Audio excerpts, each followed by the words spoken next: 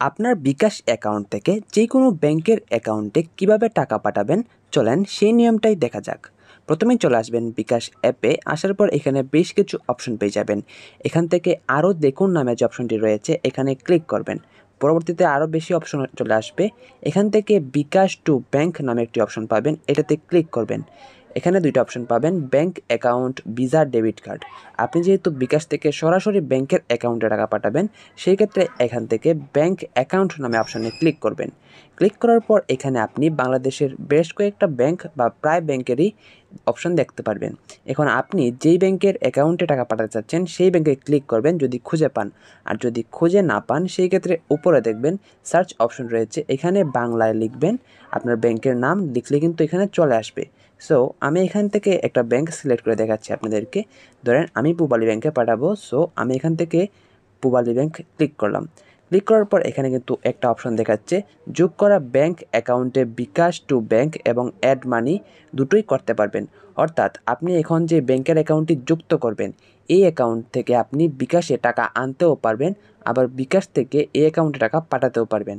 আপনি অবশ্যই হ্যাঁ করবেন এবং নিচে দেখবেন ব্যাংক অ্যাকাউন্ট যোগ করুন নামে অপশন রয়েছে, এখানে ক্লিক করবেন। পরবর্তীতে এখানে দুইটা অপশন পাবেন, আমার অ্যাকাউন্ট, অন্য অ্যাকাউন্ট। যদি আপনার এই ব্যাংক অ্যাকাউন্টটি আপনার নিজের অ্যাকাউন্ট হয় সেই ক্ষেত্রে আমার অ্যাকাউন্ট অপশনে ক্লিক করবেন। যদি অন্য কোনো ব্যক্তির অ্যাকাউন্ট হয় সেই ক্ষেত্রে অন্য অ্যাকাউন্ট নামে যে অপশন আছে এখানে ক্লিক করবেন। ক্লিক করার পর নিচে দেখবেন অ্যাকাউন্ট নাম্বার, এখানে ক্লিক করে আপনি যে অ্যাকাউন্টে পাঠাতে যাচ্ছেন, যে ব্যাংক অ্যাকাউন্টে পাঠাতে যাচ্ছেন সেই ব্যাংক অ্যাকাউন্টের নাম্বারটা দিবেন। দেওয়ার পর এখান থেকে এগিয়ে যান নামে একটি অপশন পাবেন, এখানে ক্লিক করে আপনার ব্যাংক অ্যাকাউন্টের যে মালিক রয়েছে বা হোল্ডার রয়েছে ওনার নামটা কিন্তু এখানে শো করবে। আপনি দেখে একবার শিওর হয়ে যাবেন। শিওর হওয়ার পর নিচে দেখবেন পিন নাম্বার দিন নামে একটি অপশন আছে, এখানে ক্লিক করবেন। ক্লিক করে আপনার বিকাশ অ্যাকাউন্টের যে পিন নাম্বারটি রয়েছে এটা এখানে দিয়ে দিবেন। দেওয়ার পর পিন কনফার্ম করুন অপশনে ক্লিক করবেন। করার পর এখানে কিন্তু আপনার অ্যাকাউন্ট এখানে অ্যাড হয়ে যাবে এবং নিচে দেখবেন হোমে ফিরে যাই এই অপশনে ক্লিক করবেন। ক্লিক করার পর আপনি বিকাশের একদম হোম পেজে আপনাকে নিয়ে আসা হবে।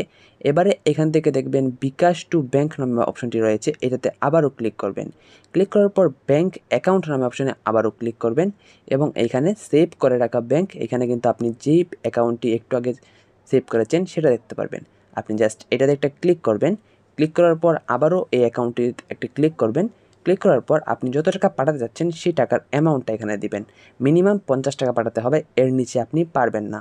সো আমি এখানে 50 দিলাম। দেওয়ার পর সাইডে দেখতে পাচ্ছেন একটি এরো আইকন রয়েছে, এই আইকনে ক্লিক করলে কিন্তু আমার বিকাশ অ্যাকাউন্টের পিন নাম্বারটি চাইবে। পিন নাম্বারটি দিয়ে কনফার্ম করলেই কিন্তু ব্যাঙ্ক অ্যাকাউন্টে ইনস্ট্যান্ট টাকাটা চলে যাবে।